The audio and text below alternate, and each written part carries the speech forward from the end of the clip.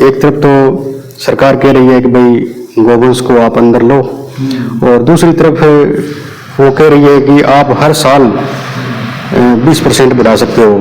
तो ये दोनों चीज़ें विरोधाभासी हैं।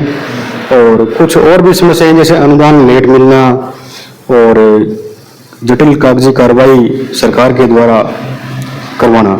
देखो जी, मेरे ग्रामवासियों का, परम सम्मानीय ग्रामवासियों का सहयोग मेरे साथ हमेशा ही खूब रहा है, और जब तक गांव वालों का सहयोग नहीं होगा तब तक गौशालाएं कामयाब नहीं होगी, ये मेरा मानना है।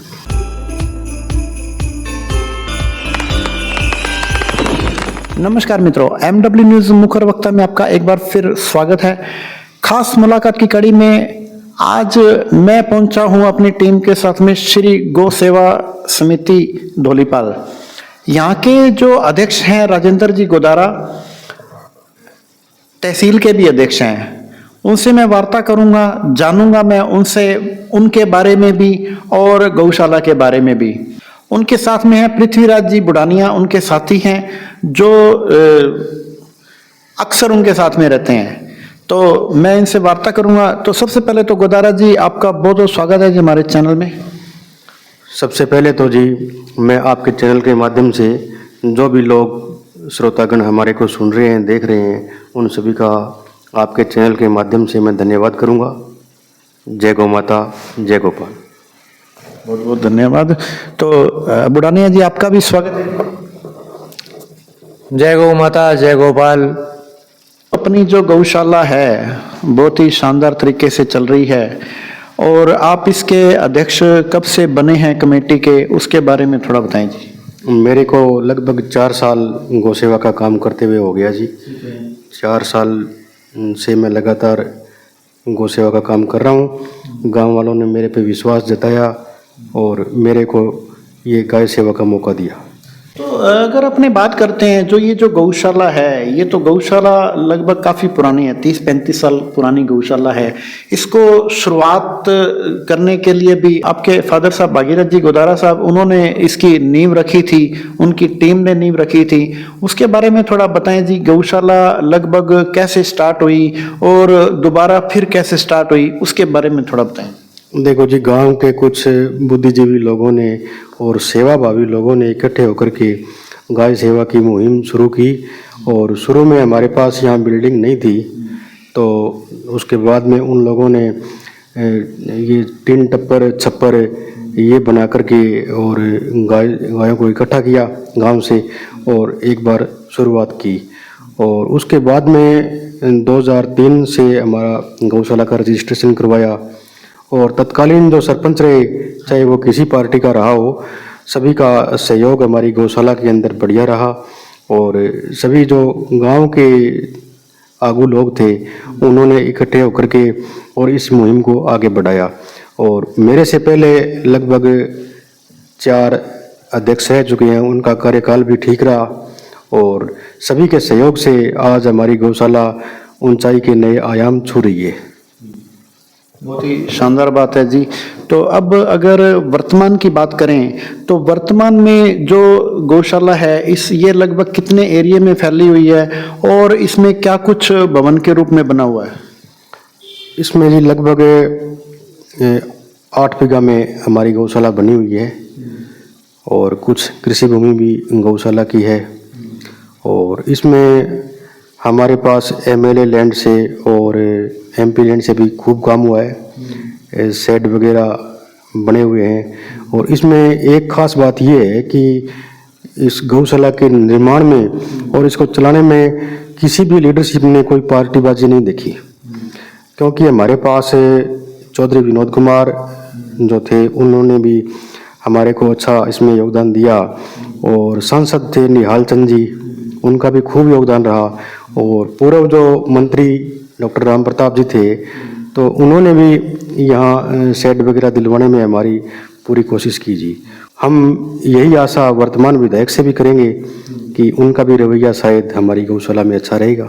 ये जो गायों की सेवा करने का काम है, गौशाला एक कहते हैं भी गाय के अंदर तो 36 करोड़ देवी देवता विराजमान होते हैं। अगर इस गौशाला में अगर राजनीति चल जाए तो उसके बाद में वो गौशाला आगे नहीं बढ़ती है। गौशाला में राजनीति नहीं आई, उसी वजह से ये गौशाला शानदार चल रही है। अब बात करेंगे अपने गोदारा जी के, अब जैसे आप इस गौशाला में अध्यक्ष बने और उसके बाद में आपको तहसील अध्यक्ष भी बनाया गया, तो ये जो पहले आपके भागीरथ जी गोदारा जी हैं, उन्होंने भी काफ़ी सेवाएं दी, तो ये जो संस्कार है ये आपको पारिवारिक रूप से ही मिले या कोई जीवन में कोई घटना घटित हुई उस वजह से मिले? क्या कारण रहा इतनी सेवा करने का? देखो जी, ये संस्कार किसी के द्वारा दिए नहीं जाते, ये तो इसकी तो प्राकृतिक सिस्टम होता है ये। और मुझ में हमेशा सेवा करने का जज्बा और जुनून रहा है, तो उसी की वजह से, बाकी मैं जमींदार परिवार से बिलोंग करता हूँ तो इस काम में मेरी रुचि भी है, तो इस वजह से मैं ये काम कर रहा हूँ सब। बिल्कुल, आपकी बिल्कुल एकदम सत्य वचन है, क्योंकि सेवा करने की भावना कंडीशन देख के अपने आप ही पैदा हो जाती है, क्योंकि कहते हैं आवश्यकता आविष्कार की जननी है। और जब यूं अपने देखते हैं ना भी, ये बेजुबान जानवर है, बोल के ये बता तो सकते नहीं है, लेकिन इसको पहचाना जाता है और उसकी सेवा की जाती है। तो अब बात करेंगे अपने गोदारा जी कि अपनी जो गौशाला है इसके अंदर लगभग कितने गोवंश हैं और कितने गोवंश का अनुदान आ रहा है? देखो जी, हमारे पास अनुदानित गोवंश जो है वो लगभग 650 है, और यहाँ पे लगभग 750 के करीब गोवंश यहाँ मतलब उनका यापन हो रहा है। तो अब अगर बात करें कि आपकी गौशाला की कैपेसिटी की, तो अपने गौशाला में कितनी कैपेसिटी रखने की है गोवंश को? देखो जी, कैपेसिटी का इश्यू आपने बहुत बढ़िया ये सवाल पूछा। तो इसमें क्या है कि हमारे पास कैपेसिटी तो अब जितने गोवंश हमारे पास हैं उतने ही हैं, पर इसमें टर्म कंडीशन लागू होता है। जैसे गर्मी के अंदर तो अपने कोई 100-200 फालतू भी रख सकते हैं, लेकिन सर्दी के अंदर एरिया थोड़ा कंजेस्टेड हो जाता है, और मौसम के हिसाब से उनकी देख रेख करने के लिए हमारे पास इतनी बड़ी बिल्डिंग नहीं है, तो उसमें थोड़ा सा अब जितना हम गोवंश अब रख रहे हैं उतना तो हम रख ही सकते हैं, और गर्मी में थोड़ा 100-200 अगर फालतू भी हो तो चलेगा। अभी जैसे गोदारा जी बात करें कि अपने जैसे धौलीपाल गांव कह लो, आप ग्राम पंचायत कह लो, यहाँ पर इसी गांव के अंदर 2 गौशाला है, तो वहीं अगर अपने दूसरी तरफ देखते हैं तो आसपास के गांवों में कहीं गौशाला नहीं है 10-15 किलोमीटर की दूरी से। तो इस बारे में आप क्या कहना चाहेंगे? और गोवंश जो है वो आपके पास में आते हैं, बाहर गांव से भी आते हैं या केवल गांव के आते हैं? देखो जी, गौशाला होनी चाहिए हर गांव में, मेरा तो यही रुझान है। बाकी गौशाला हमारे गांव में है, तो नज़दीक में अगर कोई गौशाला गांव में नहीं है तो उनके लिए भी हम तैयार हैं, क्योंकि ये गौशाला गोवंश के जीवन यापन के लिए ही होती है, तो हमारी किसी को कोई मना नहीं है। और गौ माता के लिए 24 घंटे द्वार हमारी गौशाला के हमेशा खुले रहते हैं। आपके पास में जन अनुदान और सरकारी अनुदान दोनों आते हैं, कहते हैं भी बिना जन अनुदान के गौशाला नहीं चलती है और केवल सरकारी अनुदान से भी गौशाला नहीं चलती है। किस तरह योगदान रहता है, किस तरह लोगों का सहयोग रहता है गौशाला के अंदर? देखो जी, मेरे ग्रामवासियों का, परम सम्मानीय ग्रामवासियों का सहयोग मेरे साथ हमेशा ही खूब रहा है, और जब तक गांव वालों का सहयोग नहीं होगा तब तक गौशालाएं कामयाब नहीं होगी, ये मेरा मानना है। क्योंकि अनुदान आता है, अनुदान हमारे पास 9 महीने का आता है, तो उससे भी चलो बढ़िया गुजारा होता है गौशाला का, लेकिन लोगों के जुड़ाव के लिए जन सहयोग जरूरी है। चाहे वो चंदा हमारे को 5 रुपये दे और चाहे अगर कोई 1000 रुपये दे, तो हमारे लिए दोनों ही समान हैं। क्योंकि मैं तो ये मानता हूँ कि गौ सेवा जो है वो परम सेवा है, और उसको आदमी 3 तरीके से कर सकता है। तो 1 नंबर तो जो पैसे से, जैसे तन धन और मन से कर सकता है, तो उसमें ये होता है कि जैसे कोई पैसे वाला सक्षम आदमी है तो वो चंदे के रूप में हमारा सहयोग कर सकता है, और जो जिसके पास में पैसा नहीं है और शरीर से जो सक्षम है वो शारीरिक श्रम के द्वारा गौशालाओं में योगदान करके हमारा सहयोग कर सकता है। और उसके बाद में जो पैसे और तन से भी सक्षम नहीं है, जैसे कोई बूढ़ा बुजुर्ग है, अपाहिज है, हैंडीकेप लोग हैं, तो उनसे मेरी अपेक्षा और अपील यही रहती है कि वो भगवान से और गौ माता से हमारे लिए दुआ करें कि जो ये नेक काम कर रहे हैं उसको हम और तेज़ी से और मजबूती से कर सकें। क्या बात है।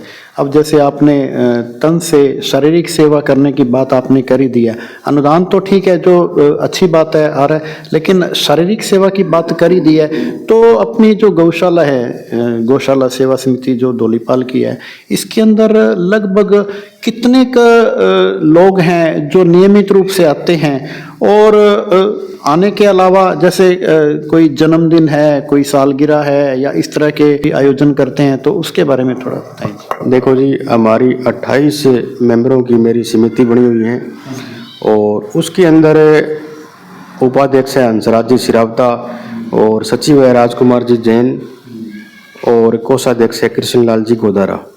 और उसके अलावा जो सदस्य बनाए हुए हैं तो उसमें हर तबके का, हर वार्ड का और हर आयु वर्ग का ध्यान रखा गया है। तो एक संतुलित हमारी कमेटी है सब।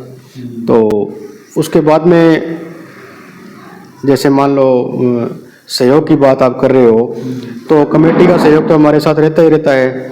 और इसके अलावा सुबह और शाम गांव से जो धार्मिक प्रवृत्ति के लोग हैं वो आते हैं। हमारे गौशाला परिसर के अंदर एक ठाकुर जी का मंदिर भी बना हुआ है, तो वहाँ पूजा पाठ भी वो करते हैं, गौ माता की सेवा भी करते हैं और हमारे को हर तरीके से सहयोग उनका रहता है। अब गौशाला में अनुदान लेने के लिए, एक तरह से कह सकते हैं भी चंदा लेने के लिए, कई बार गौशाला के अंदर गौ कथा, हरि कथा, राम कथा या इस तरह के धार्मिक आयोजन भी किए जाते हैं। अपनी गौशाला के अंदर कभी ऐसे आयोजन किए गए हों या करने की योजना हो तो उसके बारे में थोड़ा अवगत करें। जी बिल्कुल, सभी परम सम्मानीय ग्रामवासियों के सहयोग से और कमेटी के योगदान से और हम साल में हमारे जो भी जन्माष्टमी, गोपाष्टमी ये पर्व बड़ी धूमधाम से मनाते हैं। और इसके अलावा भागवत कथा, राम कथा ये भी समय समय पर हम करवाते रहते हैं। बात करेंगे गोदारा जी यूथ की बात करना इसलिए अनिवार्य है क्योंकि जो अपना जो क्षेत्र है ना वो यूथ के सिर पर चलता है। यूथ अगर सही दिशा की ओर है तो क्षेत्र सही दिशा में चल रहा है, और अगर यूथ के सिर पर देश अच्छी दिशा में चलता है। अपने बात करेंगे अपने क्षेत्र की यूथ की। आमतौर पर आज का जो यूथ है वो कहीं ना कहीं भटक जाता है, कोई असामाजिक तत्वों से जुड़ जाता है, कोई नशे की प्रवृत्ति में पड़ जाता है। अपने क्षेत्र के जो यूथ की बात है तो उनमें इस तरह का प्रभाव देखने को मिलता है या बचे हुए हैं? किस तरह के हैं यूथ जब जब कार्यक्रम होता है? देखो जी, वेद लक्षणा गाय माता भारतीय मूल संस्कृति का मूल आधार है, मेरा ये मानना है। और संस्कृति तभी सुधरेगी जब हम आध्यात्मिकता से जुड़ेंगे। तो मेरा यूथ को यही संदेश रहता है और अपील भी रहती है कि भाई आप अधिक से अधिक आध्यात्मिकता से जुड़ो, जिससे हमारे समाज के अंदर उच्च मानवीय मूल्यों का विकास होगा। और अगर उच्च मानवीय मूल्यों का विकास समाज के अंदर होगा तो समाज तरक्की करेगा, हमारा गांव तरक्की करेगा, हमारा उसी क्रम में हमारा जिला तरक्की करेगा और उसी क्रम में हमारा राज्य और देश उन्नति करेगा। और इसके अलावा मैं बात करता हूँ नशे की, तो नशा वास्तव में चाहे वो मेडिकेटेड नशा है, चाहे वो चिट्टा नशा है, ये समाज को खोखला कर रहे हैं। तो मेरा युवा साथियों से यही अनुरोध रहता है कि वो अधिक से अधिक आध्यात्मिकता से जुड़ें, गौशालाओं से जुड़ें। तो नशा प्रवृत्ति को वो अगर कर रहे हैं तो छोड़ें और अगर नहीं है तो उससे दूर रहें। समाज की मुख्य धारा से जुड़ने का काम वो करें। जब जब आयोजन होता है अपनी गौशाला के अंदर, क्योंकि आप गौशाला में मुख्य रूप से मौजूद भी रहते हैं, तो गौशाला के अंदर जब जब धार्मिक आयोजन हुए हैं तब तब युवाओं का किस तरह से रुझान रहा है? युवाओं का अच्छा रुझान मेरे गांव में रहता है जी। युवा हर क्षेत्र में आगे रहते हैं। अभी अभी ताज़ा उदाहरण है, मेरे गांव से एक गुड़िया जो आरएस में सिलेक्शन होके आई थी, तो उसका हमारी गौशाला प्रांगण के अंदर हम सभी ग्रामवासियों ने मिलकर के स्वागत भी किया था। और उसी क्रम में हमारे गांव के एक लड़का है शुभम पूनिया, जो नेशनल लेवल पे खेल के भी आया है फुटबॉल।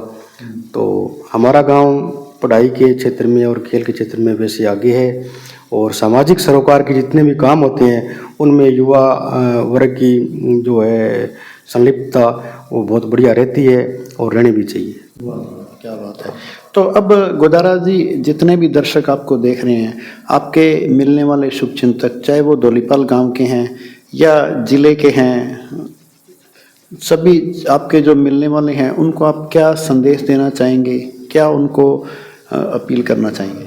देखो जी, जो भी हमारे को देख रहे हैं, सुन रहे हैं, सबसे तो पहले तो मैं उनका आपके चैनल के माध्यम से धन्यवाद करूंगा। और मेरी तो संदेश मान लो, चाहे अपील मान लो, यही है कि वो अधिक से अधिक आध्यात्मिकता से जुड़ें, गौ सेवा का जो परम काम कार्य है वो करें, और युवाओं से मेरी अपील रहेगी कि वो नशा प्रवृत्ति से दूर रहें, वह समाज की मुख्य धारा से जुड़ने का काम करें। तो गोदारा जी, आप जैसे तहसील के अध्यक्ष भी हैं, इस नाते आपसे लोगों को अपेक्षाएं भी ज़्यादा हैं, और अपेक्षाएं ज़्यादा हैं तो समस्याएं भी आपके पास में ज़्यादा आती होंगी, तरह तरह की समस्या। एक केवल गौशाला का अध्यक्ष होता है, उसके पास में तो एक सीमित समस्याएं आती हैं, गौशाला से सीमित, और एक तहसील अध्यक्ष के पास में ऐसी ऐसी समस्याएं आती हैं जो हर जगह नहीं होती हैं। तो आप क्या समस्याओं से रूबरू करवाना चाहेंगे दर्शकों को? देखो जी, हमारी गौशालाओं की समस्या, पहले तो जो सरकारें थी उन सरकारों ने अच्छा हमारे को रिस्पॉन्स दिया, और उनकी हम बड़ाई भी करते हैं इस मामले में, चाहे वो सरकार भाजपा की रही हो, चाहे वो सरकार कांग्रेस की रही हो। लेकिन इस साल से कुछ समस्याएं आ रही हैं, उनमें से एक तो अनुदान का लेट मिलना, और एक कुछ नियम जो बना रखे हैं गौशालाओं के, वो थोड़े सिस्टम में नहीं है, हाँ जटिल है।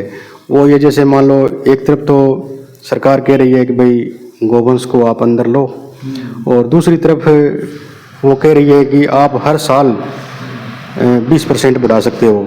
तो ये दोनों चीज़ें विरोधाभासी हैं। और कुछ और भी समस्याएं जैसे अनुदान लेट मिलना और जटिल कागजी कार्रवाई सरकार के द्वारा करवाना, क्योंकि इसमें जो गौशाला का अध्यक्ष होता है उसके लिए कोई क्राइटेरिया नहीं होता कि वो पढ़ा लिखा हो या कोई उसके लिए योग्यता, इसे ऐसी कोई शैक्षिक योग्यता हो। इसमें क्या है कि एक कोई सेवाभावी आदमी और आगे रहने वाले आदमी को ही चुना जाता है, गांव वाले ही उसको चुनते हैं। तो उसमें क्या है कि उसको अगर अपने इस तरीके से पंच करेंगे तो उसकी सेवा भावना जो है किसी न किसी तरीके से बाधित होगी, मेरा ये मानना है। बिल्कुल, आपका कहना बिल्कुल वाजिब है, क्योंकि आमतौर पर क्या है कि अनेक गौशालाओं के अध्यक्षों से मैं व्यक्तिगत भी मिलता हूं, हमारी टीम जैसे, तो ये सबसे बड़ी समस्या है कि एक तो अनुदान का देरी से आना, और दूसरा इसकी जो कागजी कार्रवाई है वो इतनी जटिल है कि आम आदमी नहीं कर सकता। उसको करने के लिए एक विशेषज्ञ को बुलाना पड़ता है, जिस वजह से काफ़ी परेशानियां भी झेलनी पड़ती हैं। और जो अनुदान की बात है, तो पीछे अभी बीकानेर में विशेष रूप से धरना भी दिया था एक दिन का सांकेतिक, उसके बाद में काफ़ी गौशालाओं में जैसे अनुदान आया भी शायद उसी वजह से। तो अब आगे के लिए आप अनुदान की बात करें, चली पड़ी है, तो अनुदान लगभग आज की बात करें अपने तहसील, आप तहसील अध्यक्ष हैं, तो तहसील अध्यक्ष होने के नाते आपकी जानकारी भी होनी चाहिए कि लगभग कितनी गौशालाएं ऐसी हैं जहां पर अनुदान काफ़ी लंबे समय से अभी तक भी नहीं आया? देखो जी, हमारी गौशाला तहसील के अंदर कोई भी गौशाला ऐसी नहीं है जिसका अनुदान अभी तक नहीं आया है, लेकिन लेट जरूर आए। तो उसमें क्या है कि लेट आने की वजह से कई गौशालाएं चलने में दिक्कत आ गई थी। तो उन समस्याओं को हम सक्षम मंचों के माध्यम से उठाते भी रहे हैं और आगे भी उठाएंगे। आपने ये कहा भाई आपके ऊपर जिम्मेदारी बढ़ गई है और ये अपेक्षाएं भी लोगों की बढ़ेगी, तो मैं आपके चैनल के माध्यम से कह देना चाहता हूँ कि जिस प्रकार मेरे साथियों ने मेरे ऊपर विश्वास जताया है और मेरे को निर्विरोध सर्वसम्मति से तहसील अध्यक्ष बनाया है, तो मैं उनकी अपेक्षाओं पर खरा उतरूंगा। ये मेरा मैं उसके लिए प्रतिबद्ध कटिबद्ध रहूंगा। तो ये हैं गौशाला सेवा समिति धौलीपाल के अध्यक्ष राजेंद्र जी गोदारा और उसके साथ साथ में तहसील के अध्यक्ष भी हैं, और जिन्होंने विशेष रूप से सरकार से अनुरोध किया है कि जो अनुदान जो आता है वो समय पर आए। कहते हैं भी अगर दवाई अगर समय से मिलती है ना तो वो असर करती है, और अगर दवाई समय पर नहीं मिलती है ना तो वो नासूर बन जाती है। तो नासूर बनने से पहले इनको गौशालाओं को अनुदान दिया जाए। ऐसा ना हो कि एक आंदोलन का रूप लेना पड़े, तो आंदोलन का रूप लेने से पहले ही समय से ही सरकार अगर अनुदान देती रहे तो वो गौशालाओं का भी भला होगा। और दूसरा, इन्होंने समस्त आमजन से, युवाओं से विशेष रूप से अपील की है कि गौशाला के अंदर शारीरिक सेवा जरूर करें। कहते हैं भी जो व्यक्ति, जो युवा वर्ग गौशालाओं की सेवा करते हुए सरकारी सेवा में लगने के लिए सेवा करता है और साथ में पढ़ाई करता है तो वो सफल होता है, क्योंकि इसके अंदर, गाय के अंदर 36 करोड़ देवी देवताओं का वास है। इसलिए गाय की सेवा करें और पुण्य के भागी बने। ठीक है जी। MW न्यूज मुखर वक्ता में समय देने के लिए धन्यवाद, बहुत बहुत धन्यवाद। जय गौ माता। जय गौ माता।